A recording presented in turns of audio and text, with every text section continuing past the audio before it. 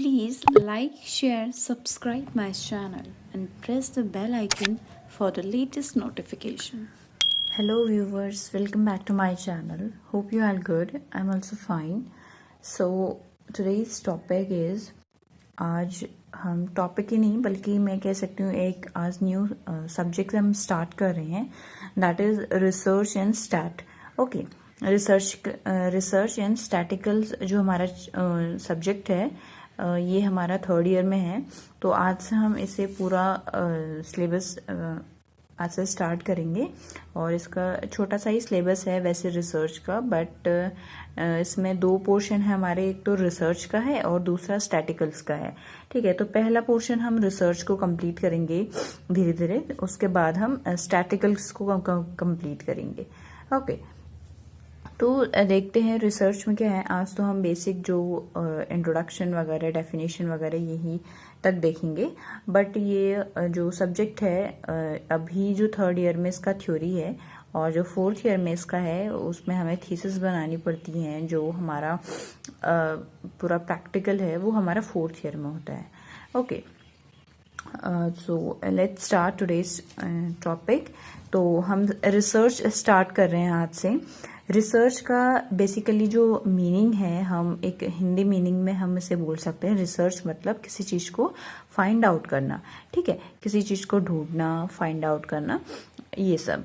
ठीक है, रिसर्च का जो मीनिंग है रिसर्च का, there is a two terms, that first one is re and second one is search. ठीक है, research, re means once again anew, afresh, and search means finding our facts and knowledge. Okay, हम क्या कोई facts होते हैं ऐसे और knowledge को हम फाइंड आउट करते हैं, उसे हम रिसर्च, इसको हम सर्चिंग कहते हैं. री मतलब होता है किसी चीज को दोबारा फाइंड आउट करना. सॉरी, किसी चीज को दोबारा फाइंड आउट करना और जो ऐसा हो जो एक न्यू और फ्रेश हो. ठीक है, कोई ऐसी अननोन नॉलेज जो हमें पता नहीं है उस चीज के बारे में, उसे वो बाहर निकल कर उभरती है, उसे हम कहते हैं रिसर्च. ठीक है, रिसर्च का बेसिकली जो मीनिंग है वो यही है, कोई ऐसा जो फैक्ट्स हैं, कोई ऐसी नॉलेज है, कोई ऐसा प्रॉब्लम है, क्वेश्चन है, कोई भी, ठीक है, उसके बारे में, एक पर्टिकुलर टॉपिक के बारे में कुछ नया रिसर्च करना. ठीक है, कुछ नया रिसर्च करना. जैसे बहुत सारे ऐसी चीज़ें हमारे यूनिवर्स में होती हैं, बहुत सारी चीज़ें जो साइंटिस्ट हमारे रिसर्च करते हैं, फिर भी उन पे दोबारा सर्च होता है. क्यों? हर बार जब हम सर्च करते हैं तो उसमें से एक अननोन फैक्ट्स निकल के आता है जो हमें नहीं पता है. ठीक है, कोई एक टॉपिक है, जैसे मान लो फीमेल फोर्टिसाइड है.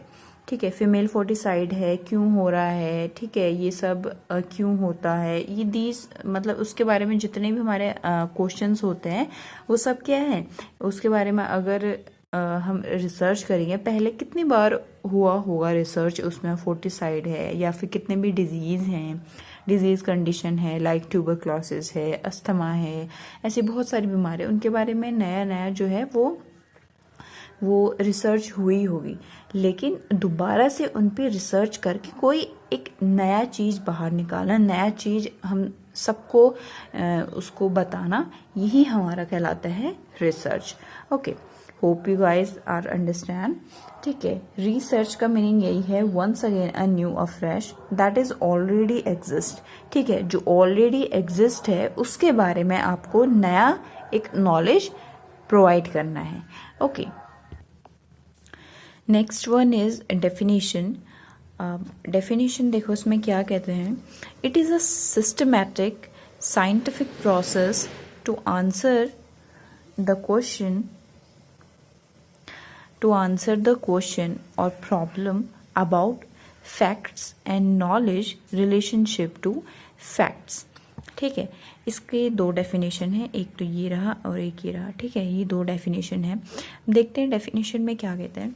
It is a systemic and scientific process. ठीक है, किसी भी रिसर्च को करने के लिए हमें एक सिस्टमिक तरीके से चलना पड़ता है, साइंटिफिक प्रोसेस उसमें करना पड़ता है। ठीक है, रिसर्च एक ऐसा सब्जेक्ट है या फिर एक ऐसा मान लो एक रिसर्च करना बहुत ही मुश्किल या फिर टफ हम बोल सकते हैं। और जो रिसर्च होती है वो हमारे 1 दिन 2 दिन या फिर 1 मंथ 2 मंथ में से कंप्लीट नहीं होती है। ठीक है, रिसर्च को करने में बहुत साल भी लग जाते हैं। जो साइंटिस्ट हैं हमारे, उनको काफ़ी ईयर्स लग जाते हैं किसी एक चीज़ में रिसर्च करने में। ठीक है, उस रिसर्च को करने के लिए फिर उसमें जो एक अननोन फैक्ट है, एक जो उसके बारे में एक जो लोग नहीं जानते हैं उसके बारे में अननोन जो फैक्ट है उसको लेकर आना, दुनिया के सामने रिप्रेजेंट करना, फिर उसे टेस्ट करके दुनिया के सामने रिप्रेजेंट करना, ये बहुत बड़ी बात है। ठीक है, ये जो रिसर्च होता है बहुत ही वास्ट है हमारा, बट अभी हम इसे एक नॉर्मल रिसर्च की उसमें पढ़ रहे हैं कि एक डेफिनेशन, एक सब्जेक्ट की तरह पढ़ रहे हैं छोटा सा। ठीक है, डेफिनेशन क्या होगा इसका? हमने सिस्टमेटिक इसीलिए बोला है कि क्योंकि इसमें हर चीज़ सिस्टम से चलती है। ठीक है, और साइंटिफिक प्रोसेस में इसीलिए बोलते हैं। देखो ये क्या है, सिस्टमेटिक और साइंटिफिक प्रोसेस है। क्यों? बिकॉज ऑफ सिस्टमेटिक इसलिए क्या बोला जाता है इसमें, जैसे हमें किसी भी हम एरिया में किसी भी जो हमारा प्रॉब्लम है, जो हमारा टॉपिक है, उसके बारे में जो हम रिसर्च कर रहे हैं, जहाँ पे रिसर्च कर रहे हैं हमें वहाँ से एक एथिकल परमिशन लेनी पड़ती है पहले। ठीक है, ये नहीं कि हम रिसर्च कर रहे तो हम कहीं भी चले गए अपने मर्जी से, नहीं, ऐसा नहीं होता है। हमें उसमें एथिकल परमिशन लेनी पड़ती है। ठीक है, बहुत सारे ऐसे चीज़ें होती हैं जो हमें फॉलो अप करनी पड़ती है, देन हमें रिसर्च करने दिया जाता है। ठीक है, और साइंटिफिक प्रोसेस हम इसलिए कह रहे हैं क्योंकि साइंटिफिक प्रोसेस ये साइंटिफिक वे में इसलिए चलता है बिकॉज हमें सबसे पहले जो हम रिसर्च कर रहे हैं उसका हमें टॉपिक, सबसे पहले तो हमें प्रॉब्लम अपनी पता होनी चाहिए, सबसे पहले हमें टॉपिक पता होना चाहिए जो किस चीज़ में हम रिसर्च कर रहे हैं। फिर हमें उसके ऑब्जेक्टिव बनाने होते हैं। ऑब्जेक्टिव मतलब ये हम क्यों कर रहे हैं, क्यों हम इसे कर रहे हैं। ठीक है, और जो उसके बाद जो भी इस टॉपिक के बारे में, इस प्रॉब्लम के बारे में रिसर्च हुई है, उसका जो पुराना रिसर्च है हमें उसे देखना पड़ता है। ठीक है, तो इसीलिए हम इसे साइंटिफिक प्रोसेस कहते हैं। साइंटिफिक प्रोसेस अभी आगे भी पढ़ोगे आप अच्छे से, क्योंकि पूरा ही ये धीरे धीरे इसको कवर किया जाएगा। ठीक है, इसीलिए इसे बोला गया है ये एक सिस्टमैटिक साइंटिफिक प्रोसेस है टू आंसर द क्वेश्चन। किसी भी क्वेश्चन का या फिर प्रॉब्लम का या फिर टॉपिक का आंसर ढूंढने में। ठीक है, and about facts and knowledge relationship to facts. ठीक है, उस अननोन चीज़ के बारे में जो भी हमें एक नॉलेज मिलती है, नॉलेज जो हमें फैक्ट्स मिलता है या फिर रिलेशन, कुछ भी हमारे फैक्ट्स के बारे में कुछ भी हम उसे रिलेट करते हैं, तो वही चीज़ हम क्या है रिप्रेजेंट करते हैं। ठीक है, इसे हम कहते हैं रिसर्च। ठीक है, ये सिंपल सी डेफिनेशन है। और दूसरा क्या है, इट इज़ अ साइंटिफिक, मैंने आपको बता दिया, systematic and control orderly and objective investigation है। ठीक है, एक इन्वेस्टिगेशन ही तो कर रहे हैं हम एक टाइप से। ठीक है, एक इन्वेस्टिगेशन है to develop, refine and expand body of knowledge. ठीक है, इन्वेस्टिगेशन कर रहे हैं एक सिस्टमैटिक तरीके से, कंट्रोल तरीके से, ऑर्डरली तरीके से। ठीक है, क्यों? क्योंकि जो हमारा प्रॉब्लम है, जो हमारा टॉपिक है, जो हमारा क्वेश्चन है, उसके बारे में हमें एक्सपेंड करना है और नॉलेज गेन करनी है, उसे रिफाइन करना है। और ठीक है, आई होप ये आपको दोनों जो डेफिनेशन मैंने समझाए वो आ गए होंगे। आज समझ में आ तो जाना चाहिए, बट अगर नहीं समझ में आ रहा है, आप कंफ्यूज हो रहे हो, तो मुझे प्लीज़ कमेंट सेक्शन में ज़रूर बताना।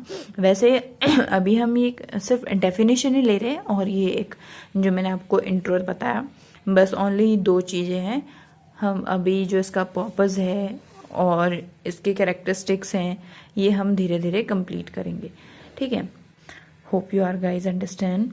आपको समझ में आ गया, अगर नहीं आया फिर भी मुझे कमेंट सेक्शन में ज़रूर बताना। ओके, अगर वीडियो पसंद आई हो तो like, share, subscribe my channel. Thank you.